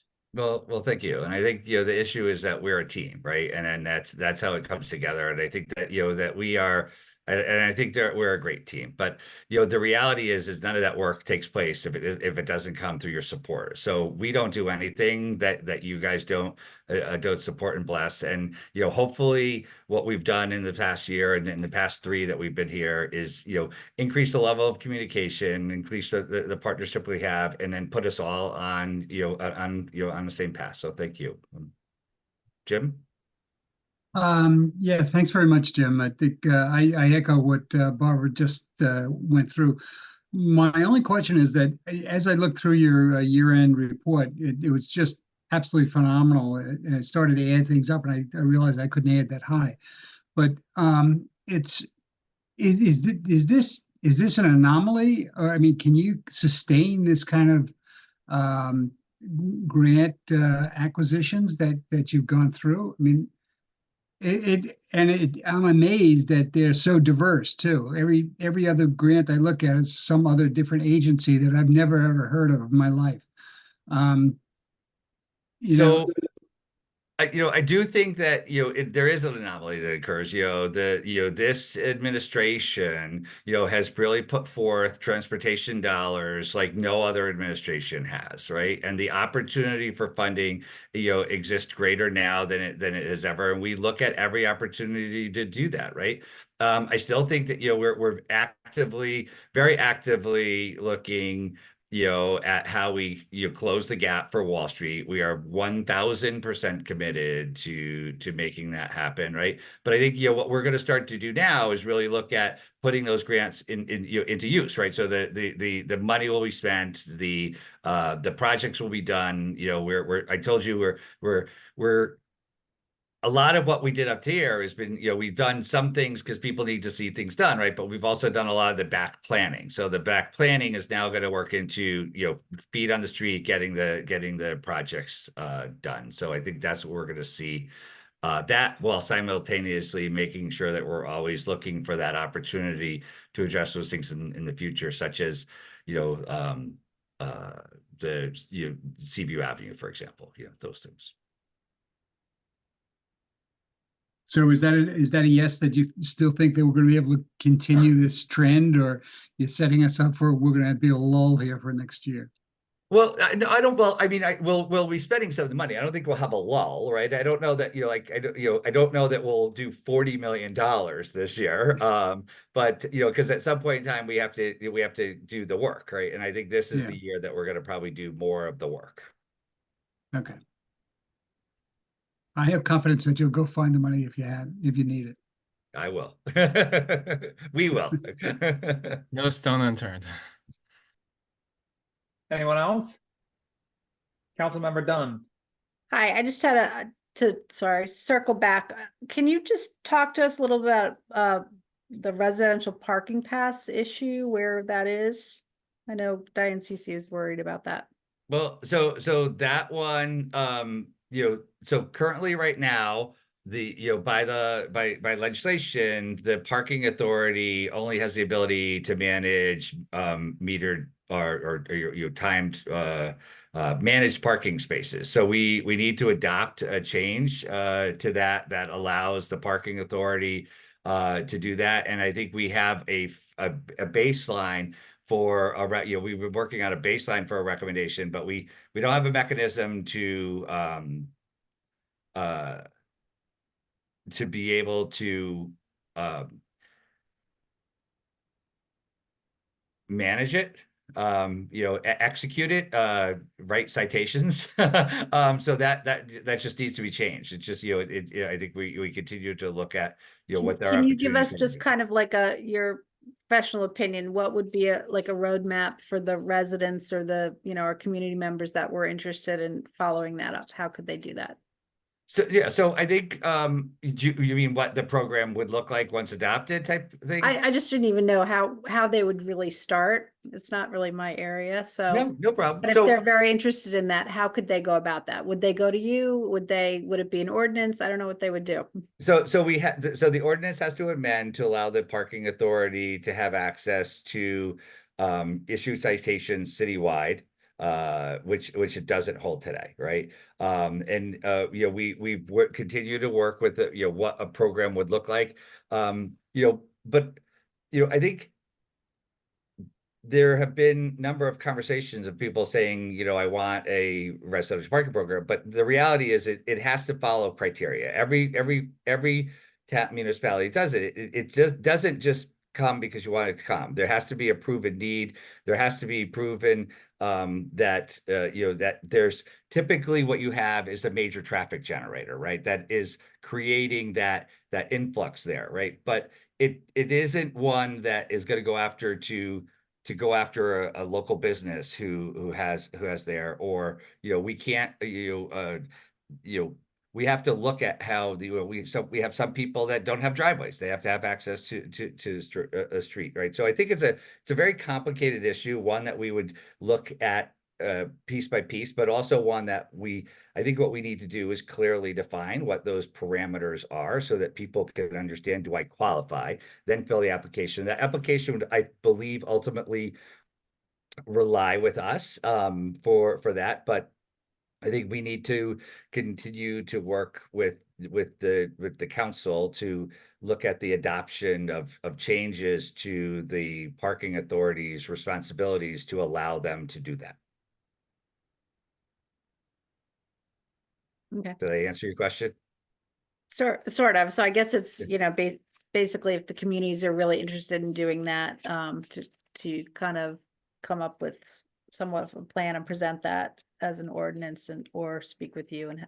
Yeah, we have to get that. Yeah, we have to get that amended in order to have the legal ability to do I it. know there's places like Taylor Avenue where you know, people are parked so closely that, you know, you can't look around or there's no way you could bike down there because there's so many cars and Yeah, it's amazing. Broad Street, same thing. We were down at Taylor Avenue today. You know, Taylor Avenue, I think the reality is those people that are parking on Taylor Avenue live on Taylor Avenue, right? You know, but I do think that, you know, we walked it with one of the junior engineers today. You know, I think what we need to also do is to go back to basics, right? You know, we have tools in our toolbox, in our basic toolbox that says, you know, it's not legal to park 25 feet from the corner, right? But sometimes our signage is missing. We don't need to have that sign on every single street because then we'd have sign clutter, right? But I think there are streets that have, I'm sorry, just Lisa. I don't know the balloon. Congrats, Lisa. Yeah. Are you having a party? Congratulations, that's great. How did you do that? Who did that? I don't know it. It's just so so I One think thing after another. Jim, you it was a guys. test to see whether you'd be distracted. And I was unfortunately you failed. You were I actually distracted. I couldn't even I was like, is that really happening or am I really tired? So you know, so I think that what we want to do, Heather, is really look at that street. Yeah, I think we have some opportunity. You know, we're meeting with DPW to look at when it is being repaved. We see that opportunities that would use some paint markings to delineate where you're not parking, so that we can increase the sight lines, you know, for coming out those side streets. But also when cars aren't parked there, that you know, you understand where they're supposed to be. So I think we will be able to do some things. And then, you know, Councilperson Young also brought up to me in our tour that, you know, there's a missing section of sidewalk. So like if you're someone who's walking down the street, all of a sudden it stops, right? You don't even have a crosswalk to get over. So we are simultaneously going to fix that this year as well. Yeah, I think Heather too. You know, one of the things that we're working on that would be a prerequisite of a really successful RPP and residential parking program is to actually have an asset management system for our signs. So when we joined the city, that you know, we don't have mapping of where all our street signs are today. That's something that we're working on actively right now, and that's going to help us manage. And you know, we have this philosophy that whatever isn't measured isn't managed, but it's a prerequisite to make sure that we have a successful program and we can roll it out very smoothly. So that's something that we're working on in anticipation. I think there's also, you know, we've a lot more people, multi-families and even single family houses, and people are getting aggravated with neighbors with, you know, 5 cars that park all over the front of their house or whatever, and they have no place to park when they come home at night or something. Yeah. So I would like them to feel like they have a path to remediate some of that rather than just go, I don't know, you know, just give them some tools or some control over where they live, you know, a little bit more. And I think, but I think we have a responsibility to kind of help manage where the parking is on the street, so that you're not, because they think the issue's compounded by when you're parking so close to the corner, you can't get out. You're frustrated, right? And we don't want driver frustration because that leads you to making bad decisions, which is also ultimately going to lead us to a higher crash rate, right? So we're going to be looking at Taylor. We're going to look at a comprehensive review of that. But we're looking at kind of, you know, what's that spacing sign? So we're kind of using Wall Street as an example of where we are right now, so that we have an opportunity to get one right and then replicate that throughout the city. Thank you. I have a question, Josh. Council President Young. God, and I just forgot it that quick. My God, that's what happens. Oh, no. It's the balloons.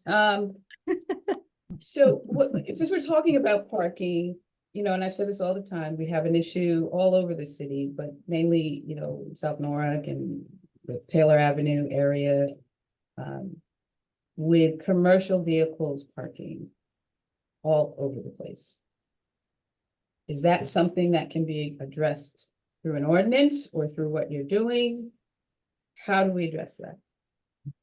So I think we have to have the definition, so communities that have defined this have really looked at, there's there's an ordinance that's in there that really defines what those are, right? And I think that I think that is really, a conversation that we have, because we hear these things as well, right? When they're big commercial trucks, yes, there's no there's no place for a large commercial truck in a residential neighborhood, right? And I think that should be there, right? Some people look at, landscaper trucks or those, but these are our folks who are, this is their livelihood, right? So I think we have to have that accommodation for those, and really looking at what that is. But I think we need to define what that is, and I think we could do so with looking at best practices from other communities, and then put that into play. And I think, but that was also, I think is another one that we should look at, how we help and the police department would be able to the ability to help enforce those things. Yeah, and the reality is that this happens mostly in the densely populated areas with lots of people living on top of each other, and it's in South Norwalk and parts of Taylor where the streets are narrow, and it's the oldest part of the city. And I'm going to continue to say it until we make some traction on it, because it's really ridiculous. I've had UPS trucks parked. They're more than just little trucks. Some of them are much bigger. We have an issue. Yeah. And the issue really is concentrated in the South Norwalk area that is also going through a major transformation, but we still have this issue. And I agree with you. And we I also haven't think made a dent. We haven't made any impact. I have a truck where I live that's been there 3 weeks. It's empty. Who do I call? I also think there are a bit, I've worked in other communities, right? We've had this, other communities have ordinances that where it doesn't, you're not allowed to just leave your car on city streets for extended period of time. We had someone who was in our office today that said, like, the car is adjacent to his driveway. It's been there for 3 months. He showed pictures. It's not moved, right? And we have to, we have to develop a mechanism to be able to effectively get that, because those are the things that really get frustrating, right? And I think you and I have seen it. We've walked the street on a number of things. We see cars that visually have not moved in a very long time. There's weeds growing under the tires, right? And I think that we have to figure out a mechanism to do that, because that only further complicates the parking issue, right? When you have cars that are just never moving. And I think we're slow. We're quick in other places. We're slow in South Norwalk, and it's getting frustrating at this point to continuously hear this and have this conversation, and not have a sign put up, not have any enforcement of anything, and having people still call and complain. It's a concern. So I'm gonna keep saying it. I maybe have to start my own towing business, huh? Councilmember Seed. Yeah, I think because we had the same issue like in District A. I mean, over in like especially Hospital Hill and Woodbury, and in those areas, we had the commercial vehicles. And I think a lot of times, like even I talked to a few police officers, I think the ordinance now says something about like a double axle, or something like that. So you have these clearly the commercial vehicles that are parking. And Woodbury is definitely one we have a lot of landscaper trucks, where there's really no parking for like cars, and that's really a big issue. So I mean, it's something that I think that we really should try to tackle, because like in the urban core in Norwalk, it's really a huge issue. But it's been for decades, and I think that the response has been the same for decades, and I think it's time to change. The community is changing, and it's time for a change. And and no more of this, oh, we can't because they're business owners, right? People work.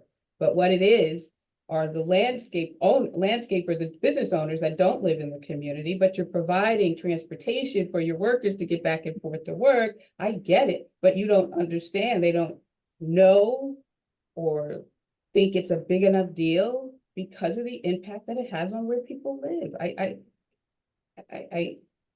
mean, I don't know what it is, but we're not doing anything to address it.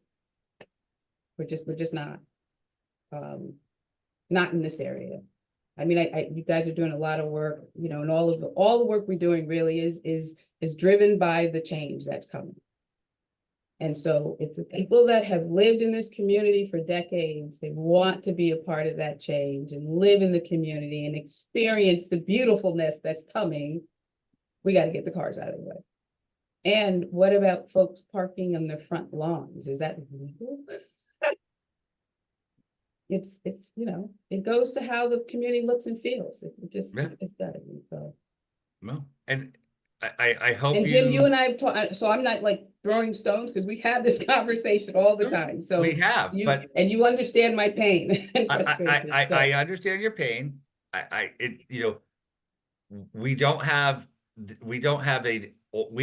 ability. The only ability to enforce outside the metered zones is it currently sits with the police department. So I have no legal ability to do that. We can't address that. I agree with you.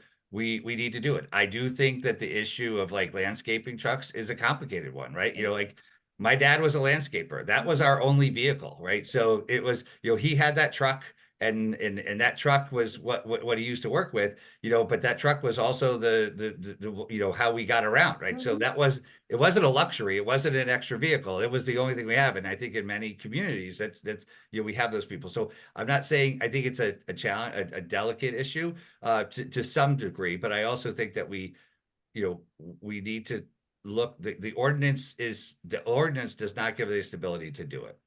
And it doesn't happen in every neighborhood, in every district either. So that it doesn't happen in every district. So you know, so it's sort of why does District B, South Norwalk, and I know you're saying it's parts of A, and there's probably in other areas where you might have some blighted properties or people not doing what they need to do, but. No, but it's also like, you know, it is an A and it is in South Norwalk, right? You know, but it's also, you know, there are areas that I said before that really require additional signage, right? To give people direction where to go because it is more condensed. Like, you know, when you look at Hospital Hill, right? You know, there's cars that are that's been sitting up there forever, right? You know, and that's frustrating. So we can manage that once we create the environment there. But you know, I do think that, you know, we need to have a sign crew so that we can install the signs so that we can get the clarification. Because when we walked Taylor, you know, when we were at the People, the issues that are a problem are when those cars are right up on the corner and they can't get out, right? And we don't have a sign to dictate there, or our signs were not to the standard. The stop sign was askew. We didn't have a stop bar, right? You know, we need to do the basics to get there. To make those happen. And, you know, we don't have a sign crew. We put work orders in through DPW, so we don't have the control over making that happen. And then we don't have the ability to enforce, which I think is key to moving that forward. You know, so if someone recognize that, you know, somebody's blocking driveways, somebody's parking too close, that we have the ability to respond to that. And I think then change behavior. And look, one last question, because I'm beating a dead horse. So what you're saying, the police, you're saying, you're thinking parking should be the people to enforce, or your department, as opposed to the police department who are not? No, so I'm saying today by ordinance, the only person that could that could issue a ticket is the police department. Is the police department? Yeah. Who are, like, that's the last thing on their list. I mean, that, as far as priorities, or how does that work? I get, yeah. That's why I think we need to change it to have the parking authority to have a role in it. And we have been working with the mayor's office to be able to talk through how to make something like that happen, as far as being able to think about residential parking programs and being able to have the parking authority have some ability to enforce on the street parking. Because obviously right now that's not the way it's working unless it's paid parking. And then Darlene just wanted to comment, when it comes to vehicles in the front yard or vehicles parked in an area, zoning has calculations in which need to be followed as far as how big the parking area is compared to the lot. And in addition to that, if you were to see a neighbor go in and put gravel down or be able to do something to their yard to be able to incorporate more parking, they actually need to go through planning and zoning and go through a permit process to be able to do that. So we actually just did all of our interviews for blight inspectors this week. And I know that I just said that it's planning and zoning that takes care of the parking on the lot. But part of the effort with the neighborhood improvement program is to bring on that extra deputy zoning inspector and the extra blight inspector so that we can proactively go out there and actually identify the properties that have not only blight concerns, but also if there are cars parked on the front lawn or there are cars parked in properties, that we're able to flag that for the different departments that we've been working with. Great. That's great. Thank you. Councilmember Dunn. All right. You're on You're mute. on mute again. Can you hear me? Yeah. Yeah. So I would like to say that I think, Darlene, I don't think it's just you and your neighborhood. I want to say, I think pretty much the city would support you. I think it should be a priority from my opinion. I'm just one person, but I think it should be a priority for everyone in the city. Because it's a safety issue, especially with school buses and things like that. So, and you know, that's it. There's something else I was gonna say, but I'll tell you later. Yeah, I know it's in the city. It's everywhere. You can drive around, but it is concentrated in South Norwalk. We know that. Yeah, I mean, so if we but could you can elevate that. just about any street and see it. And it's, after 30 odd years, it's a lot to have not made any real traction on it. Oh, I know. So my other question was like, so could we through ordinance get the blight inspector to be able to issue tickets or no? That's something we could do.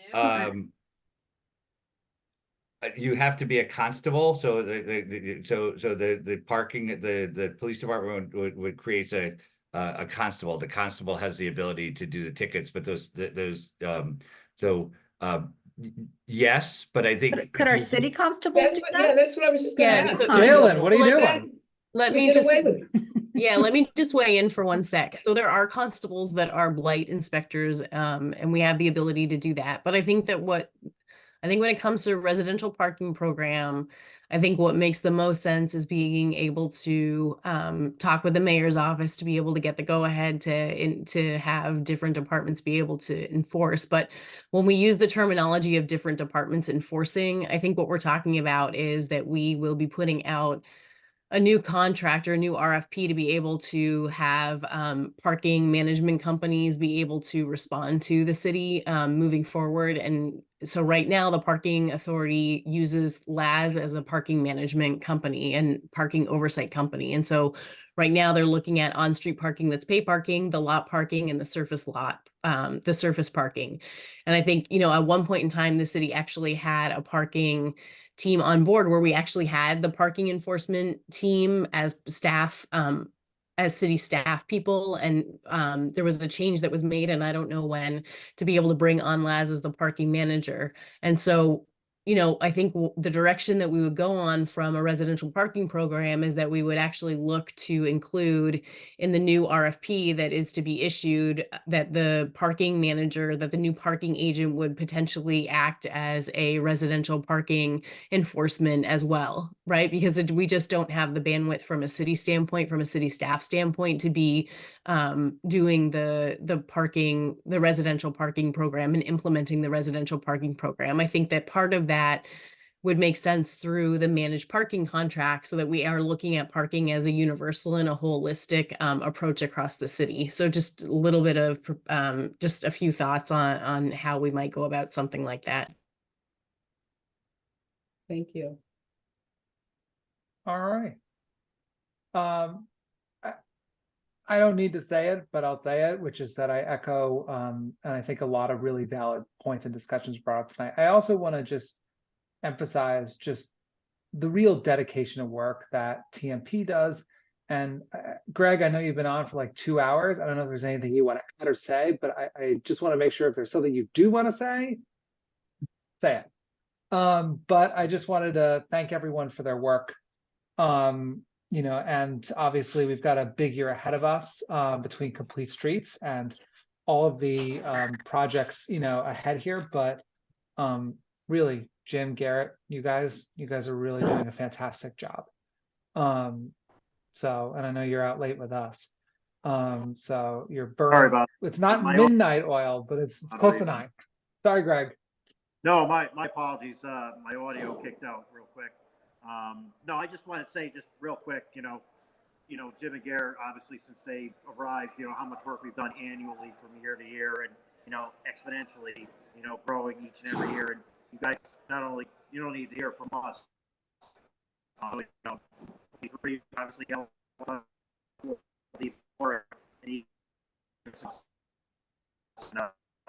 So I think your audio kicked out on you, Greg. But I think they got the gist. You know, I think we have a really great team, and I'm really proud of them, and I'm really proud of the partnerships that we have with you to get work done. I think, you know, this reflects work that was done last year, but it doesn't reflect that there's not a need. I think there's an ongoing need. I think, you know, Darlene, you really hit the nail on the head. You know, there's things that we still have to do, right? And they've been on the list for a long time as well, right? I think we're taking things off the list and we're knocking them out, and we're, you know, systematically making them better. And I think that we need to systematically make this parking issue better. And Chair, if I could just say this, I have to say that Jim and Garrett, from the moment you all got here, you were very responsive to us. And so it's showing, it's being displayed in all the things that are happening. So I do appreciate that. And it's, you know, and Jessica and the team, you guys listen, because I'm always going to have something to say, because there's always something that's happening in South Norwalk. But and it gets a little intense sometimes, but you guys hit the ground running. And as Greg said, you know, a lot of things have happened since you all have come on board. So we're making progress, and that's the bottom line. We're making progress. Thank you. Absolutely. Thank you, guys. All right. So I know the hour's getting late, but I just want to throw it back to good night to Jess, and check again and Sabrina and see if Bill Ireland is on, because I know we wanted to get a building code enforcement update. Oh, yeah. So Bill's on actually 2 ways. He's on Zoom, so he's going to unmute and see if he can talk that way. And if that doesn't work, he's also the phone number as well. So we got him. We have him double loaded on the system here. All right, Bill, whichever way you want to do it, the floor is yours.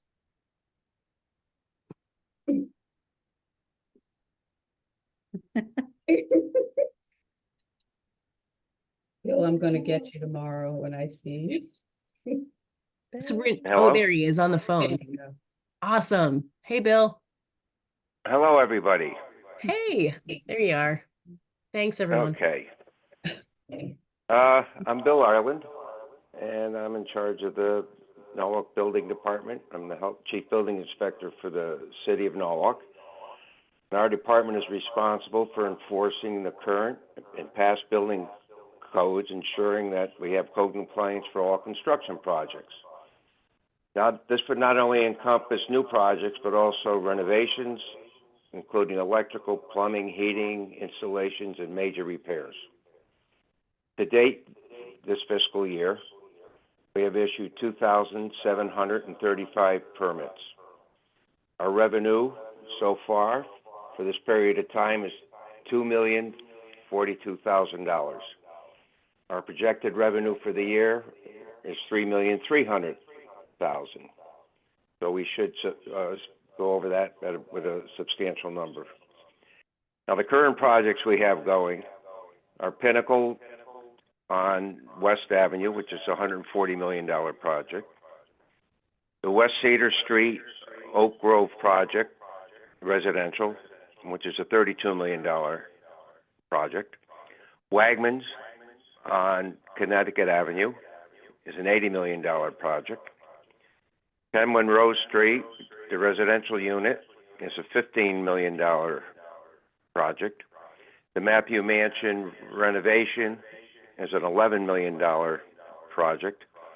And the 40 Fulton Road Senior Residential is a $28 million project. Across multiple tenant fit-ups throughout the mall, downtown Norwalk, and throughout Norwalk, and quite a few residential additions, swimming pools, which we are in charge of overseeing the construction of throughout. Currently completed, we have the White Barn development, which is up on Newtown Avenue. That's 15 single-family residences. The Argento development off Aiken Street, 17 residences. The Cranberry School, which recently opened this past September. We have multiple mall tenants again. The multiple Nuvance areas in Norwalk opening up. The major one is Phase 1 on 32 Knight Street. And then 125 Richard Avenue was another senior development. Phase 2 of Knight Street is currently underway. And on the cusp now, we just finished the Norwalk High School plan review, and they're looking to come in for permits, and the Sono School plan review, and we have to do that for the state also. They no longer do it. It's our responsibility, and I'm fortunate enough to be capable myself to do it.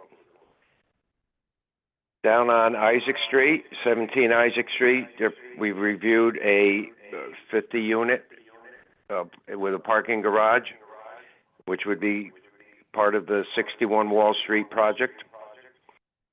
YMCA property, which is filing for their demolition now, which is going to be another residential project.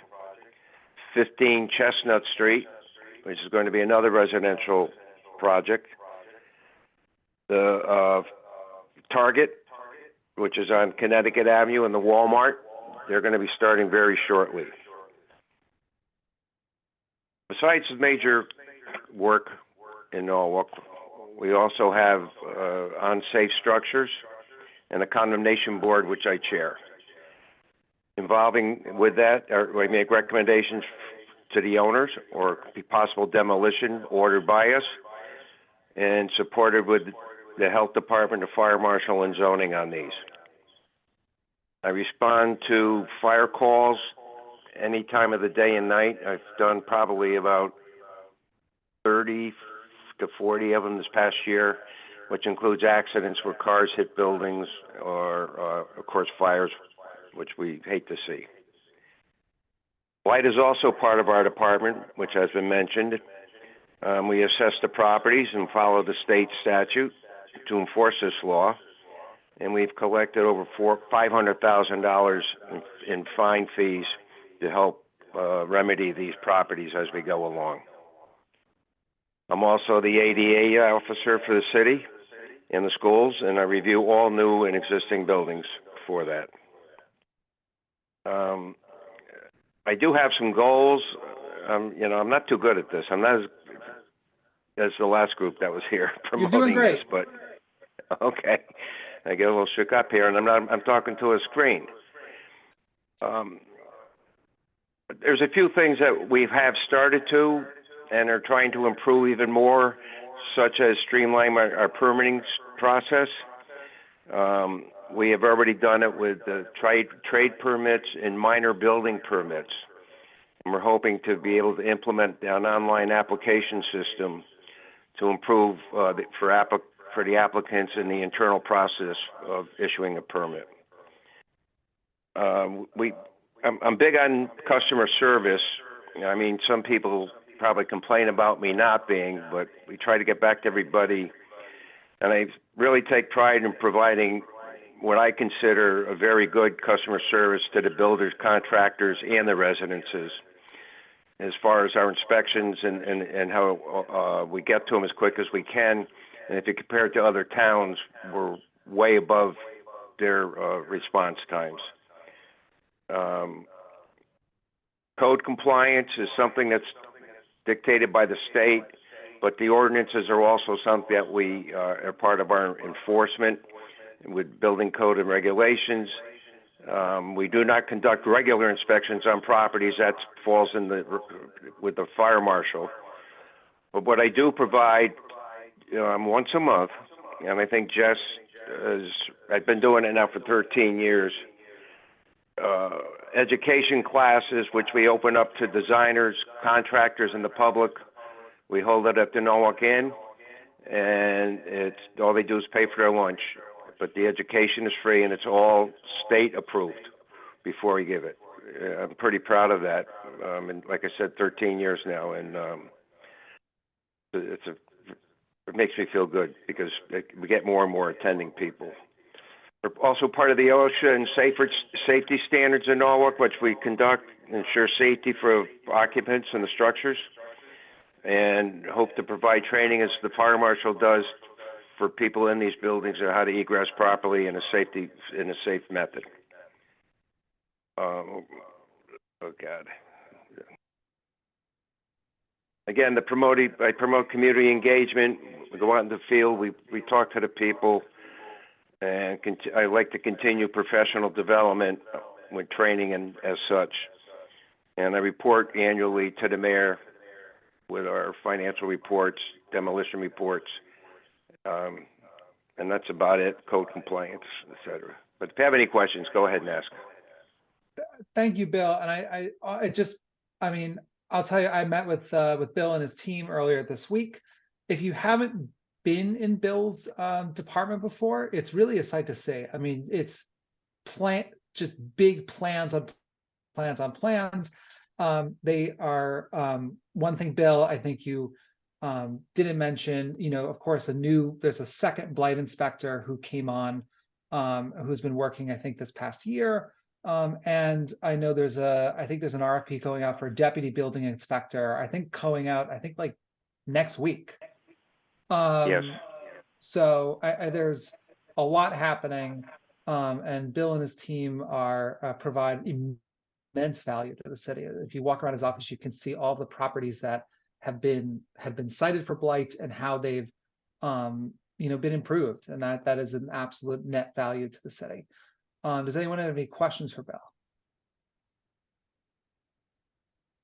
Oh, I just have a comment for Bill. You did well, Bill. Thank you. Well, thank you. But you do. That was a tough act to follow, though. You got to admit that. Yeah. But I have to say the work you do is just phenomenal in the city, and you've been doing it a very long time, and so we appreciate you so much. Absolutely. So thank you. Yes, we do very much, Bill. Just give him a round of applause. Thank you. You can't see You it. got me crying here. I got to go to bed. I got to go to sleep tonight. I'm shedding a tear. Don't let people know that. You're ruining my. Jalen? Did great. Thank you. Yeah, just I want to thank everybody for their confidence.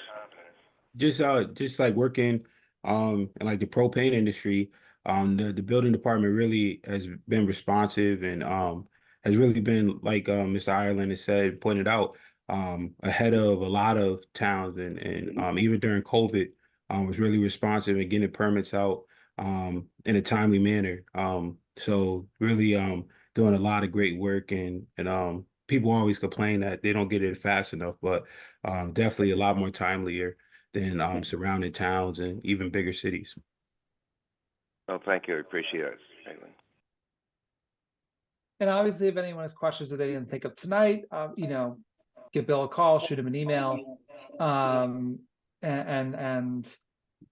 was a real pleasure to get to meet with you and your team earlier this week, and I can't wait to do so more so in the future. I appreciate it. Does anyone else have anything else? Okay, Bill, thank you so much.